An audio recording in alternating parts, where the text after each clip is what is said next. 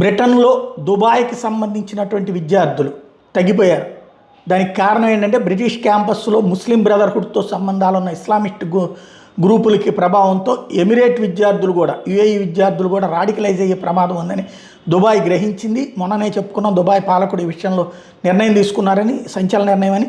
సొంతంగా వెళ్తే వెళ్ళారు, కానీ ప్రభుత్వం సహాయంతో వెళ్ళేటటువంటి వాళ్ళకి ఆ బ్రిటన్లోని యూనివర్సిటీలో వద్దని చెప్తున్నారు. దుబాయ్లోని ముస్లిం బ్రదర్హుడ్ ఉగ్రవాద సంస్థగా దుబాయ్ ప్రకటించింది. దుబాయ్ నిషేధించింది కూడా వాళ్ళని. బ్రిటన్లో అలా కాకుండా వాళ్ళని అక్కడేదో ప్రజాస్వామ్యత పోరాటాలు చేస్తున్న వాళ్ళుగా చూస్తున్నది. దాంతో వాళ్ళు బహిరంగంగానే హిందువుల పట్ల, సిక్కుల పట్ల చేస్తున్న అరాచకాలు కూడా చూస్తున్నాం. ఈ దెబ్బకి దుబాయ్ ప్రభుత్వం ఇచ్చే డబ్బులు లేకపోయేటప్పటికి బ్రిటన్కి వెళ్ళే ఎమిరేట్ విద్యార్థుల సంఖ్య గణనీయంగా తగ్గిపోయింది.